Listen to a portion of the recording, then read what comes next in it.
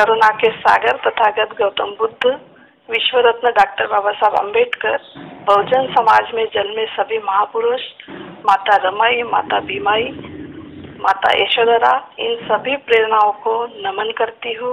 पूज्य भंते जी को वंदन करती हूँ और इस ऑनलाइन धम्म देशना सुन रहे उपासक, उपासिकाएं और प्यारे बच्चे, उन सबको नमो बुद्धाय, जय भीम।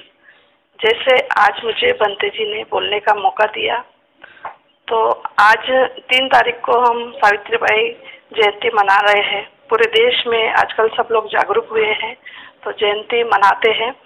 तो इस उपलक्ष्य में मैं सावित्रीबाई के जीवन पर ही प्रकाश डालूंगी, अन्य बातें कम बोलूंगी। वैसे भूमि जी ने काफी कुछ बता दिया है और बहुत ही अच्छी बातें बताई उनने। ग्लैमरस लाइफ से बाहर आके काम करना, ये बहुत ही सटीक और बहुत अच्छी बात बोली भूमि ने। मुझे वो आंदोलन की बातें तो हम सब करते हैं, लेकिन ये खास बात बोली है। जितनी भी महिलाएं यहाँ जुड़ी हुई है वो इस बात को संज्ञान में ले ले कि ग्लैमरस लाइफ जो आजकल ज़्यादा ही महिलाओं में छाई हुई है, उस लाइफ से बाहर आके काम करे और अपने महापुरुषों से प्रेरणा ले, हमारी खास करके हमारी महिलाओं से। तो ये बहुत ही अच्छा भूमि जी की बात लगी मुझे। तो मैं शुरुआत करती हूँ सावित्रीबाई फुले का जन्म से। सावित्रीबाई फुले का जन्म 3 जनवरी 1831 को दक्षिण महाराष्ट्र के नायगांव नामक छोटे से गांव में हुआ था। उनके पिता का नाम खंडोसी नेवसे और माँ का नाम लक्ष्मीबाई था। सावित्रीबाई के 3 भाई बहन थे, सतुजी, सकाराम और थे। नेवसे परिवार पेशवाकालीन प्रतिष्ठित कुलों में से एक था। 18वीं सदी में नेवसे टिकेकर फुले माली समाज अग्रणी माना जाता था। नेवसे परिवार को इनाम के रूप में नायगांव के मुखिया पटेल का पद मिला था। इस कारण वे गांव में झगड़े निपटाते थे। आज भी पटेल रहते गांव के, सबको याद होगा, तो वही पद उनको प्राप्त था। सावित्रीबाई बचपन से ही नटखट तथा बहुत चंचल स्वभाव की थी। बचपन से ही समाज सेवा और नेतृत्व के महान गुण मौजूद थे। इन्हीं गुणों के कारण सावित्रीबाई ने क्रांतिकारी जीवन में अपनी महत्वपूर्ण जिम्मेदारी निभाई। पिता के साथ लोगों के झगड़े निपटाना और रसोई में माँ की मदद करना आदि कामों में सदैव व्यस्त रहती थी। बचपन से निर्भीक, निडर स्वभाव की थी। एक सावित्रीबाई के जीवन में एक घटना घटित हुई थी, जो बचपन की घटना थी। वो घटना मैं यहाँ बताना चाहूँगी क्योंकि वो उसके बहादुरी को लेके थी। कि बोलते मराठी में कहावत है कि बच्चे के पैर बचपन में पालने में नजर आते हैं। तो जिनके पास जो ख्याति होती है वो बचपन से ही आ जाती है। तो यही एक घटना है। एक बार जंगल से लौटते समय एक बाग में सावित्रीबाई ने पेड़ पर एक सांप को देखा। वहाँ पे एक अंडे का घोंसला रखा था पक्षी का, और वो अंडों को खाने के लिए एक सांप पेड़ पर चढ़ रहा था। सावित्रीबाई ने बिना डरे एक मिट्टी का ढेला उठाया और उस सांप पर निशाना साधा। सांप ने पलटकर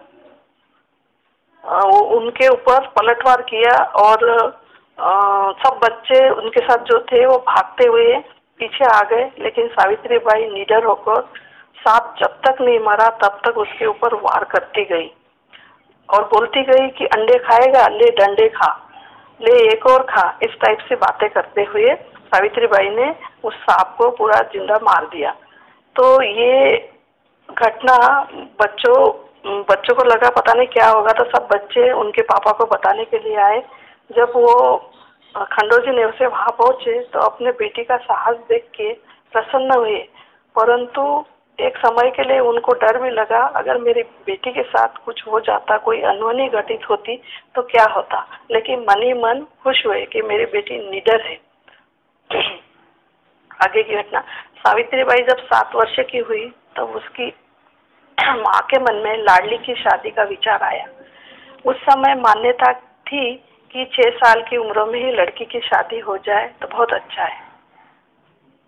धनकवाड़ी के पाटिल की बेटी सगुनाबाई ज्योतिबा फुले की मौसेरी बहन थी। धनकवाड़ी के पाटिल और नायगांव के नेवसे परिवार में सावित्रीबाई का रिश्ता हो गया। सावित्रीबाई फुले एवं ज्योतिबा का विवाह समाज के उन महान कार्य को निपटाने के लिए आजीवन समर्पित रहने के लिए संघर्षरत दो महाशक्तियों का मिलन था। दोनों में अपने घोर और अपने परिवार की चिंता न करते हुए देश में सदियों से शोषित, पीड़ित और वंचित तबकों को अतिशूद्र के उत्थान की दिशा में अभूतपूर्व और क्रांतिकारी आंदोलन की नई दिशा देने का काम किया। सन 1840 में उनका विवाह संपन्न हुआ। तब सावित्रीबाई की उम्र 9 वर्ष और ज्योतिबा की उम्र 13 वर्ष थी। उस समय शूद्रों को कमर में झाड़ू, जैसा कि भूमि बता चुकी है, फिर भी अब मेरे एजेंडे में है तो मैं बताना चाहूंगी। शूद्रों को कमर में झाड़ू और गले में हांडी टांगकर चलना होता था और उनसे कोई गलती हो जाए तो उन्हें उत्पीड़न से गुजरना भी पड़ता था। भारत के इतिहास में स्त्री शिक्षा का प्रथम प्रयास की महानता ज्योतिबा फुले को जाती है। उन्होंने सर्वप्रथम अपनी पाठशाला अपने खेत के आम के वृक्ष की शीतल छाया में लगाई थी, जिसमें सगुनाबाई और सावित्रीबाई सबसे पहले विद्यार्थी बनकर शिक्षा प्राप्त की।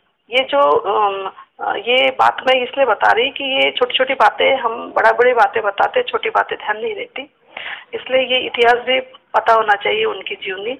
ये स्कूल सगुनाबाई और सावित्रीबाई को पढ़ाने के लिए अपने आम के पेड़ के नीचे ज्योतिबा फुले ने लगाया था और बाद में इसी आंदोलन की प्रेरणा सगुनाबाई और सावित्रीबाई और उनके साथ मुस्लिम महिला, इन लोगों ने पुणे में पहले महिलाओं की जो स्कूल खोला था उसमें शिक्षक थी। ये पहली है, वो सेकंड टाइम था। ज्योतिबा फुले ने पुरुषों को शिक्षित करने की अपेक्षा नारी को शिक्षित किया जाना अधिक जरूरी समझा, क्योंकि नारी अशिक्षित थी, उस समय गुलाम समझा जाता था। इसी विचार से 14 जनवरी सन 1848 में पुणे के भिड़े हवेली में उन्होंने पहली पाठशाला स्थापित की, जिसकी पहली महिला अध्यापिका सावित्रीबाई थी। धीरे धीरे उन्होंने 18 स्कूल खोले। जब सावित्रीबाई स्कूल जाती तो लोग उन पर शूद्र की स्त्री है, पर्दे से बाहर तो जाएगी ही, कोई कहता बेलगाम है। सावित्रीबाई ने विषम परिस्थिति में हर विपरीत बात का सामना करते हुए अपने लक्ष्य को अंजाम दिया। सावित्रीबाई पढ़ाने जाती तब ब्राह्मण उन पर गोबर फेंकते, तब सावित्रीबाई संयम से कहते, अरे भाइयों, मैं आपकी छोटी बहनों को पढ़ाने का काम कर रही हूँ, मेरा उत्साह बढ़ाने के लिए आप मुझ पर फूल बरसा रहे हो। अरे ये गोबर पत्थर ही मेरे लिए फूल के समान है, ये गोबर पत्थर ही मेरी बहनों को पढ़ाने को प्रोत्साहित करेंगे। मेरी कामना है कि आपको भगवान सदा सुखी रहे। ऐसा कहकर सावित्रीबाई अपने काम में जुड़ जाती थी। इसके बावजूद क्रांति ज्योति सावित्रीबाई फुले ने हिम्मत नहीं हारी और अपने लक्ष्य को अंजाम दिया और आगे बढ़ती गई। इतना ही नहीं, एक बार एक ब्राह्मण युवक सावित्रीबाई पर गंदी गंदी गाली देने लगा। सावित्रीबाई ने नजरअंदाज किया, लेकिन वह सामने आकर बोला, खबरदार अगर तूने अछूतों और महिलाओं को पढ़ाया। पहले तो सावित्रीबाई सहम गई, लेकिन तुरंत ही संभल कर बोली, जाओ भैया अपना काम करो, मेरा समय खराब मत करो। इस पर वो अकड़ कर बोला कि नहीं, मैं नहीं जाने दूंगा। इस बीच भीड़ जमा हो गई, लेकिन किसी ने मदद नहीं की कि उनको बचाया जाए। अंत में सावित्रीबाई एकाएक सिंहनी जैसी धाड़ के ब्राह्मण के गिरेबान को पकड़कर गाल पर एक थप्पड़ मार दिया, उसे ढकेल दिया और वो ब्राह्मण लड़खड़ा के नीचे गिर पड़ा और भाग गया। अब विरोधियों को षड्यंत्र करने का साहस ही नहीं बचा था, क्योंकि सावित्रीबाई में वो बल था, वो निडरता थी कि दुश्मनों से कैसा लड़ा जाए। सावित्रीबाई ना होती तो आज की भारत की महिला पढ़ी लिखी नहीं होती। इसलिए सावित्रीबाई की पूजा करनी चाहिए। हमें सर उठा के जीना सिखाया, सावित्रीबाई को जानने के बाद विद्या की देवी सरस्वती नहीं बल्कि सावित्रीबाई फुले को मानना चाहिए। हर नारी की प्रेरणा हमारी सावित्रीबाई फुले है। 19वीं सदी में छुआछूत, सती प्रथा, बाल विवाह और विधवा विवाह जैसी कुरीतियां व्यापक थी। इसके विरुद्ध पति के साथ मिलकर सावित्रीबाई ने काम किया। सावित्रीबाई फुले ने अपने जीवन में बहुत अच्छा काम किया।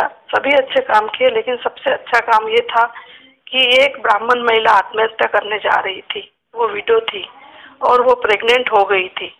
तो इसलिए किसी ने उसके साथ मुंह काला किया था। उसके बच्चे को नाम दिलाने का काम सावित्रीबाई ने किया। उसको गोद लिया, उसकी डिलीवरी करवाई और उसका नाम यशवंत रखा और उसको डॉक्टर बनाया। महात्मा ज्योतिबा फुले की मृत्यु 1890 में हुई। तब सावित्रीबाई ने उनके अधूरे कार्य को पूरा करने का संकल्प लिया। सावित्रीबाई की मृत्यु भी उनके लगभग 7 साल बाद ही हुई। वो प्लेग के मरीजों की देखभाल करने के दौरान हुई। उनने जो जीवन जिया वो 66 वर्ष 2 माह और 7 दिन का था।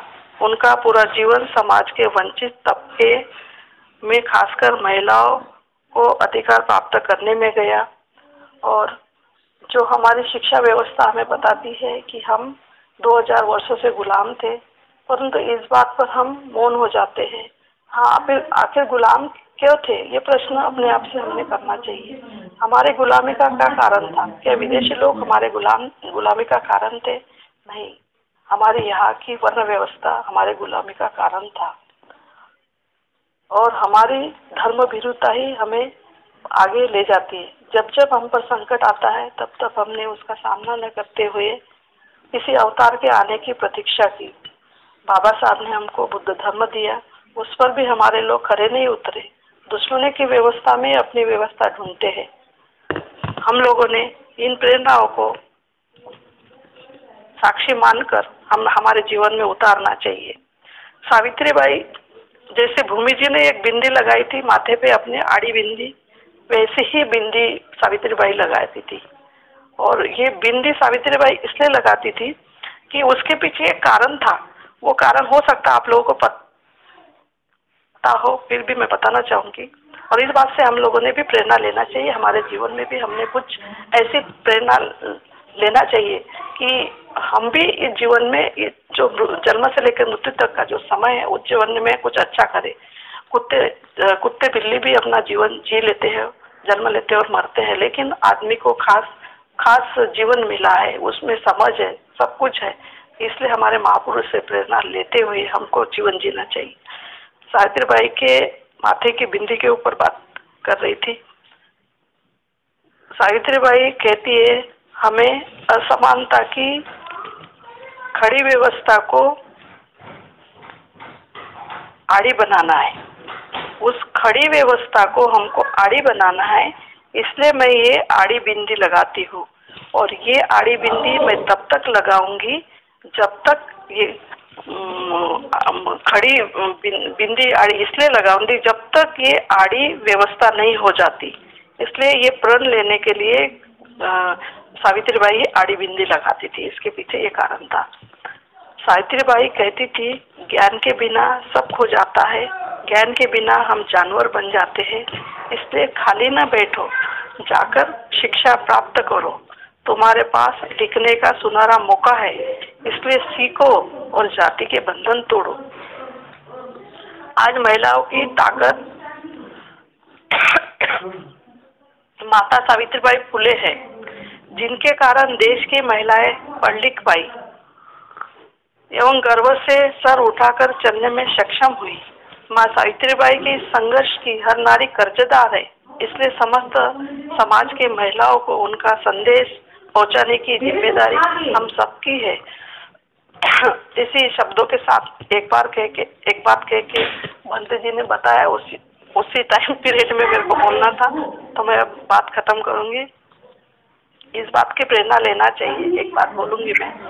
पृथ्वी की सी क्षमता, सूर्य जैसा तेज, समुद्र से गंभीरता और चंद्रमा की शीतलता, पर्वतों से मानसिक उच्चता केवल नारी के हृदय में ही दृष्टिगोचर हो सकती है। आज हम नारियों की ताकत माँ सावित्रीबाई फुले, और बार बार यही बात आती है कि जिसके वजह से देश की हर नारी पढ़ लिख पाई और गर्व से सिर उठाकर जीने में समर्थ हुई।